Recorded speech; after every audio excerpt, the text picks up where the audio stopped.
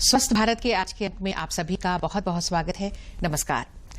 आज के इस कार्यक्रम में हम चर्चा करेंगे कि किस तरह से बढ़ती उम्र के साथ स्वास्थ्य संबंधी परेशानियां, समस्याएं बढ़ती जाती हैं। जैसे जैसे उम्र बढ़ती है बहुत सारी समस्याएं सामने आती हैं, लेकिन आज विशेष रूप से जो हम चर्चा करेंगे वो है मूत्र से संबंधित परेशानियों की। आपको बता दें कि इस संबंध में चर्चा करने के लिए हमारे स्टूडियो में आज उपस्थित हैं डॉक्टर राणा प्रताप, जो कि मूत्र रोग विशेषज्ञ हैं और साथ ही साथ सह प्राध्यापक के रूप में रिम्स रांची में कार्यरत हैं। डॉक्टर साहब, आपका बहुत बहुत स्वागत है। नमस्कार सर। सर, ऐसे तो अगर मूत्र रोगों की बात करते हैं तो छोटे से लेकर ये बड़े तक या गंभीर रूप तक ये समस्याएं हो सकती हैं।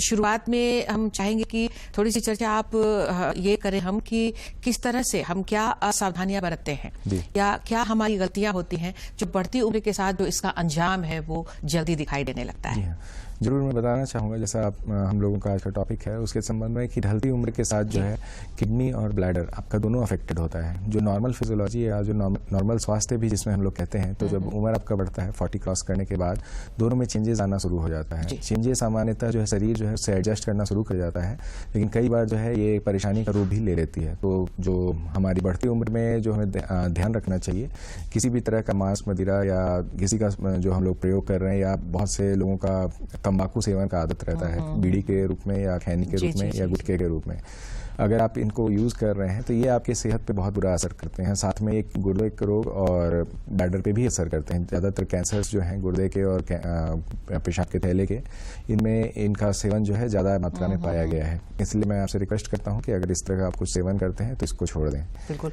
देखिए, ये तो जो कारणों पर जो मुख्य कारण होते हैं, इस पर आपने प्रकाश डाला है कि बढ़ती उम्र के साथ ऐसे ही एक तो हमारा जो शरीर है वो धीरे धीरे मतलब डिग्रेड भी होता है, कुछ जो अंग है हमारे वो कमजोर होते जाते हैं।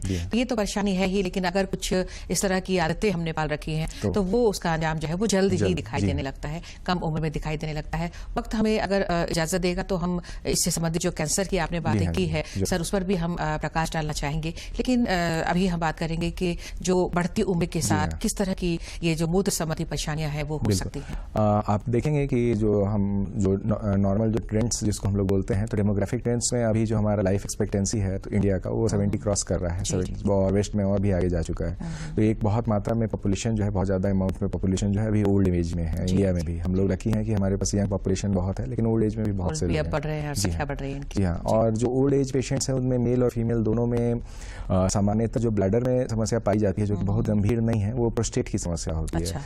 तो बहुत से लोग जो है चूंकि इस टर्म से वाकिफ नहीं होते हैं, प्रोस्टेट और बीपीएच जो हम लोग बोलते हैं, समझ में नहीं आती है। जी हाँ, तो वो उसके बारे में नहीं जानते हैं। तो मैं उस पर प्रकाश डालना चाहता हूँ, क्योंकि अभी जो लोग आ रहे हैं उन्हें पता नहीं चलता है कि इसमें कौन सी समस्या गंभीर है, कौन सी सामान्य है और किसके लिए आपको डॉक्टर के पास जाना चाहिए। तो मैं बताना चाहूँगा कि सामान्यतः जो है जब आप ओल्ड होते हैं तो 50 क्रॉस करते हैं तो रात में एक बार पेशाब करना उठना नॉर्मल माना जाता है। 1 से 2 बार तक आप टॉलरेट कर सकते हैं। 2 से ज़्यादा बार हो रहा है तो इसको हम लोग नॉक्टूरिया बोलते हैं, यानी रात में जब ज़्यादा पेशाब होने लगता है। रात में अगर ज़्यादा पेशाब आप महसूस कर रहे हैं तो इसको इग्नोर नहीं कीजिए। ये कई एक बीमारियों का लक्षण भी हो सकता है और एक सामान्य प्रक्रिया भी हो सकती है, लेकिन ये आपको पता नहीं चलेगा। आपको अपने डॉक्टर से राय विचार विमर्श करने की जरूरत है। दूसरा मैं बताना चाहूँगा कि पेशाब की धार में कमी आना, ये सामान्यतः मर्दों की समस्या है और ये 50 क्रॉस करते करते बहुत से लोगों में होता है। 50-55 के आसपास आप देखेंगे कि जो लोग नॉर्मल जो हैं, जो जिनको डायबिटीज़, हाइपरटेंशन नहीं है उनको भी और जिनको है उनको भी, दोनों लोगों में पेशाब की धार में कमी आने लगती है। पेशाब की धार में कमी आना एक एजिंग के साथ एसोसिएटेड प्रोसेस माना जाता है और इसमें मुख्य रूप से एक ग्रंथि होती है प्रोस्टेट की, वो मेल्स में ही पाई जाती है, इसलिए समस्या ज़्यादा मेल्स में, जी हाँ, पुरुषों ही होती हैं। और आप देखेंगे कि इसमें क्या होगा कि आप पेशाब करने के लिए जा रहे हैं, जोर लगा रहे हैं, काफी वक्त तक आप पेशाब करने का कोशिश कर रहे हैं, ताकत लगा रहे हैं और पेशाब नहीं कर पा रहे हैं, या पेशाब आपको लग रहा है आप जा रहे हैं, नहीं हो रहा है, एक बार हो रहा है, थोड़ा हो रहा है, फिर आपको बार लग रहा है कि खाली नहीं हुआ, फिर से जाना पड़ रहा है। तो ये हम लोग इसका सिम्टम्स कहते हैं। दूसरा इसमें आता है एक समस्या इरिटेटिव सिम्टम्स की आती है। उसमें क्या होता है कि आप जब पेशाब करने जाते हैं आपको बार बार पेशाब लगता है तो आप पेशाब नहीं रुक पाते हैं। ये दोनों तरह के सिम्टम्स ऑब्स्ट्रक्टिव और इरिटेटिव दोनों मिलते जाते हैं। तो ये सिम्टम्स अगर आपको दिख रहे हैं पेशाब करने में और आपका एज 50-55 क्रॉस कर रहा है, तो ये सामान्यतः प्रोस्टेट की समस्या से होता है।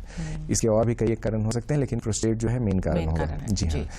और ये समस्याएं जो है पूर्ण रूप से ज्यादातर मरीजों में ठीक की जा सकती हैं सिर्फ दवाओं के बेसिस पे। तो इनकी दवाएं जो है ये आजकल काफी इजीली अवेलेबल है, और ये इसको लेके आपको झेलने का, बीमारी से परेशान रहने का और घर में नहीं बताने का नहीं है। ये नॉर्मल है, मैंने कहा ना कि ये नॉर्मल एजिंग के साथ है, इसमें कोई डरने की बात नहीं है, छुपाने की बात नहीं है। लेकिन बस जरूरी है कि जो आपने जो लक्षण बताए हैं उन लक्षणों पर हमें ध्यान देना चाहिए कि अगर इस तरह की शुरुआत हुई है तो हम लापरवाही ना बरतें वहां पर। ज्यादातर मरीज जो है इन चीजों को घर में बताने से घबराते हैं कि कोई गंभीर समस्या हो गई है, लेकिन मैंने जैसे आज का टॉपिक ही हम लोगों ने सामान्य एजिंग या नॉर्मल एजिंग रखा है, बढ़ती उम्र के साथ ये आम परेशानी है, ये किसी भी तरह से गंभीर नहीं है और काफी सामान्य समस्या है, और इसका हल भी काफी सामान्य ही है। कुछ बेसिक टेस्ट की जरूरत होती है जो आप फिजिशियन से मिलेंगे तो वो करवाएंगे, और ज्यादातर गंभीर बीमारियों को हम लोग रूल आउट कर सकते हैं, और वो मिलते भी नहीं है ज्यादातर मरीजों में।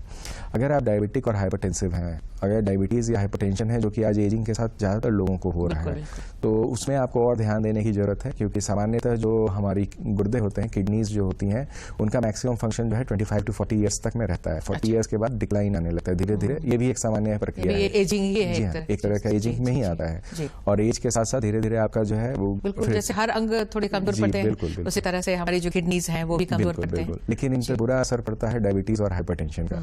तो ये उन रोगियों के लिए है या उन लोगों के लिए है जो डायबिटीज और हाइपरटेंशन से समस्या से ग्रसित है। हाँ, आपको अपने किडनीज के हेल्थ पे ज्यादा ध्यान देने की जरूरत है। आपके अगर आप पेशाब बार बार महसूस कर रहे हैं, पेशाब ज्यादा हो रहा है, ये अनकंट्रोल डायबिटीज का भी एक लक्षण होता है। इसलिए मैं कहता हूं कि अगर डायबिटीज है, अगर डायग्नोस्ड है, तो अपनी दवाएं चेक करवाएं। आपका अनकंट्रोल डायबिटीज और नहीं है तो अपनी डायबिटीज के लिए भी चेक करवाएं, क्योंकि अभी इसे समय में जो है 10-15% पॉपुलेशन जो है डायबिटीज से ग्रसित है, और हाइपरटेंशन से भी लगभग उतना है। तो आप इग्नोर कर रहे हैं, और काफी लेट, इसमें जितना देर करेंगे उतना बीमारी आगे जाके पकड़ाती है, और उसका इलाज उतना मुश्किल और जटिल हो जाता है। इसलिए हम लोग चाहते हैं कि इन सब समस्याओं को हम लोग पहले पकड़ें। पहले पकड़ने के लिए जरूरी है कि जो इनके सामान्य लक्षण हैं उनको समझें और उनकी जांच कराएं। बिल्कुल।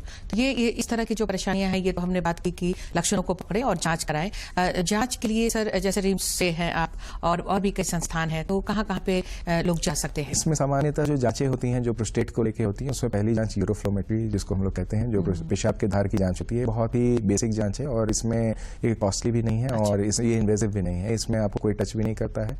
आप बस जाते हैं, अपने पेशाब की धार को जांच करते हैं, और वो आपका एक बेसलाइन दे देता है कि आपको किसी तरह का रुकावट है या नहीं है। तो अगर आप ओल्ड एज की तरफ बढ़ रहे हैं, तो एक हमारे यहाँ चूंकि जनरलाइज स्क्रीनिंग प्रोग्राम्स नहीं है अभी, तो अभी आपको खुद ही इनिशिएटिव लेकर के, मुझे लगता है 60 क्रॉस कर रहे हैं, तो अपना एक PSA करा लें, यूरोफ्लो करा लें, अल्ट्रासाउंड करा लें।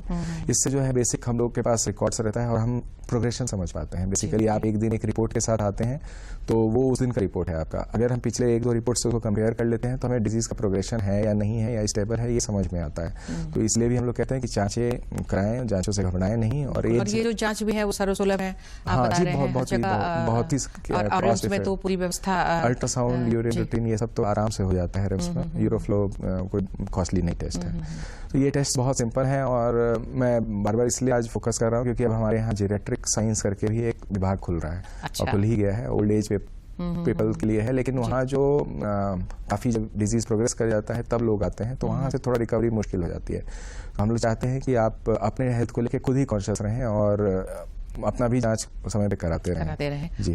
और इसी को ख्याल में रखते हुए जो जेनेटिक जो सेंटर है, एक अलग से विभाग जो है वो बन रहा है, तो इसमें काफी आसानी हो जाएगी वृद्धजनों को जो बढ़ती उम्र के साथ इस तरह की परेशानियां, और उसमें किसी भी तरह की परेशानियां हो वृद्धजनों को, वो वहां पर जाकर अपना इलाज करा सकते हैं, जांच करा सकते हैं।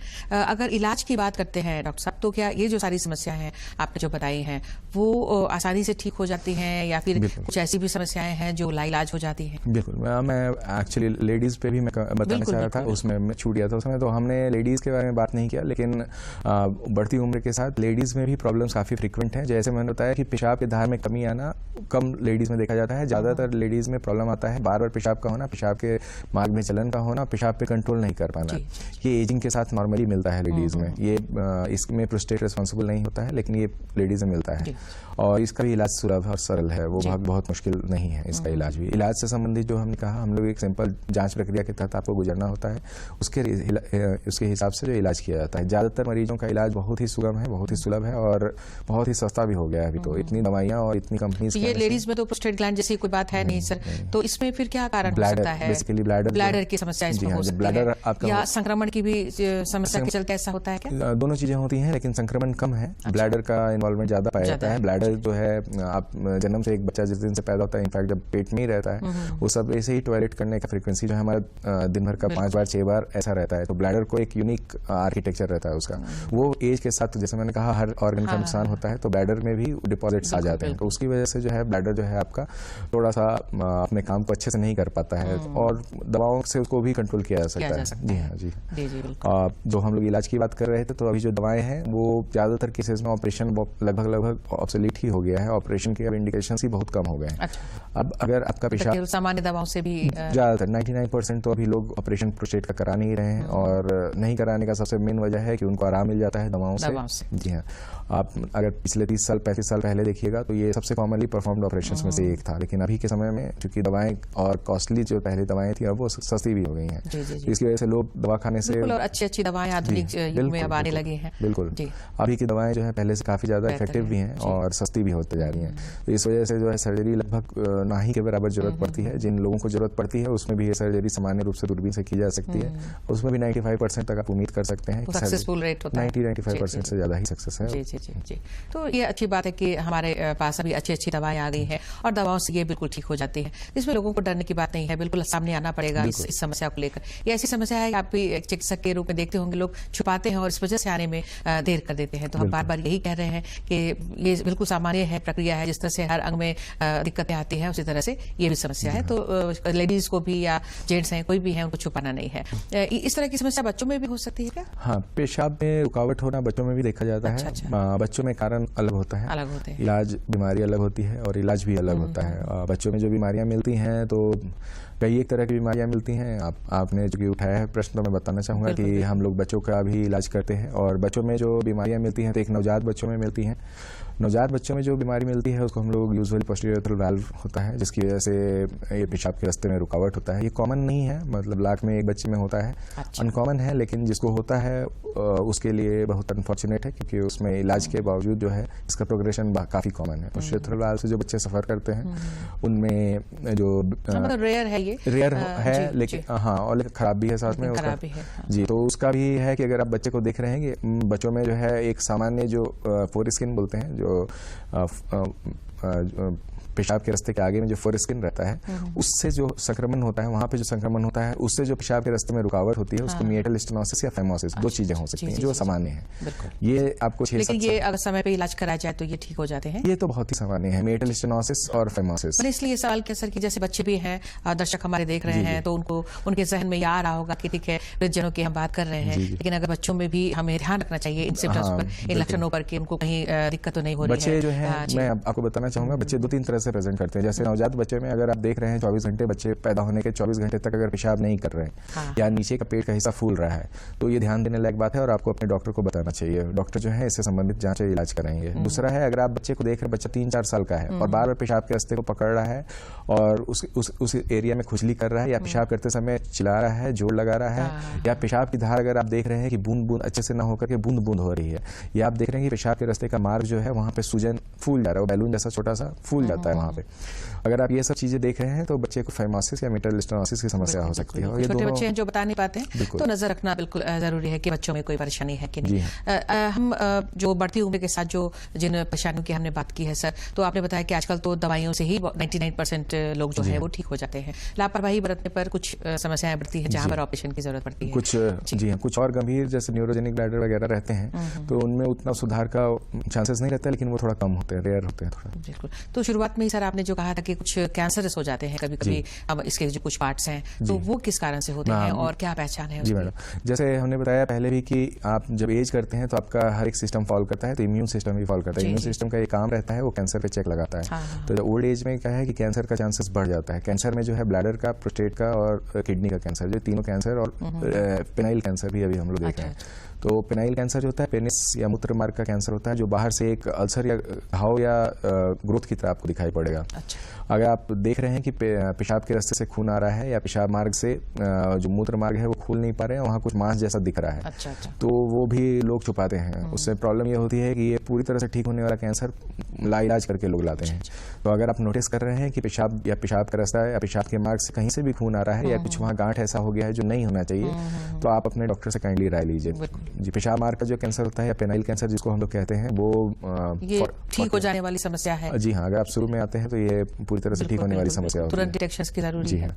ब्लैडर ट्यूमर जो होता है मैडम, वो अब एज वाइज तो हम लोग देख रहे हैं अभी का ट्रेंड जो है कि अब 30 ईयर्स से लेकर के 70 ईयर्स 30 साल से ही होना शुरू। जी हाँ, अभी तो हम लोग काफी यंग पेशेंट्स को भी देख रहे हैं और ओल्ड एज में तो है ही। इसका जो सामान्य लक्षण है वो आपके पेशाब से खून आना, ये सबसे कॉमन इसका प्रेजेंटेशन होता है।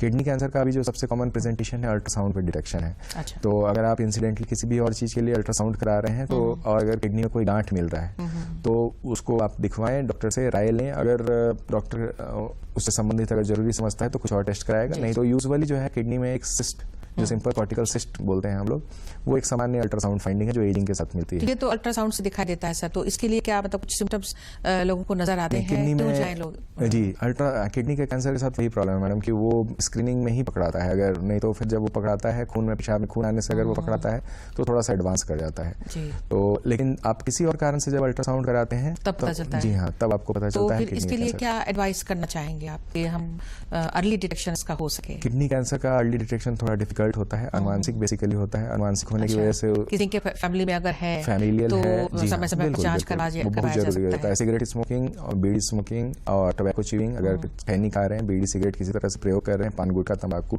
गुल पहले यूज होता था, कम होता है थोड़ा, अगर इस तरह का यूज कर रहे हैं और अल्ट्रासाउंड में कोई गांठ मिल रहा है तो उसको इग्नोर नहीं कीजिए। उसका टेस्ट लेवल है जो टेस्ट आपको पहले ही बता देगा कि ज्यादा चांस है कि क्या होगा। और हम बार बार ये कहते हैं जब भी कैंसर की बात होती है कि हर गांठ कैंसर नहीं होता है, लोग इससे लोग डरे नहीं, कैंसर से भयभीत होने की जरूरत नहीं है। बस अर्ली हमेशा कहते हैं कि तुरंत जांच ना आए, आंच वाली बात हो जाती है कैंसर में। तो हर गांठ कैंसर नहीं होता है, इसलिए आप लोगों को सलाह दें। बिल्कुल भ्रमित नहीं होना है, घबराना नहीं है। ज्यादातर चांसेस रहते हैं कि 90-95% जो गांठें हैं वो कैंसरस नहीं होती हैं, लेकिन उसके लिए अप्रोप्रिएट टेस्ट आपको कराना होता है ना कहने के पहले, तो टेस्ट वगैरह कराना जरूरी है, जांच तो कराना पड़ेगा। जी हाँ, जी। तो ये जो कैंसर है वो सिर्फ प्रोस्टेट में या फिर पेशाब की नली में या जैसा किसी भी पार्ट में हो जाता है या फिर खास? नहीं मैम, प्रोस्टेट का कैंसर जैसे हमने प्रोस्टेट का एक सामान्य बीमारी जो हमने कहा एजिंग के साथ होता है, जिसको जो इंटायरली मतलब सिमिलर सिम्टम्स के साथ, जैसा उसमें सिम्टम्स होता है प्रोस्टेट के कैंसर में भी लगभग वैसा ही सिम्टम्स होते हैं। तो उसको उसे डिफरेंशिएट करने के लिए 2 जांचें होती हैं, 2 या 3 जांच हम लोग करा करके देख लेते हैं कि किसी कारण से कैंसर के लक्षण तो कुछ नहीं आ रहे हैं। तो PSA की एक जांच है जो कि काफी कॉमनली लोग पेरिफेरी में भी आजकल डिस्ट्रिक्ट टाउन्स में भी अच्छे से करा लेते हैं। PSA का जांच एक अच्छा इंडिकेटर होता है कि ये बीमारी किस तरफ जा रही है, कैंसर की तरफ जा रही है या बेनाइन जा रही है। उसके रिपोर्ट के हिसाब से और आगे का टेस्ट वगैरह होता है, उसी से पता चलता है। बिल्कुल, मतलब कुल मिलाकर लक्षणों को पकड़ना बहुत जरूरी है,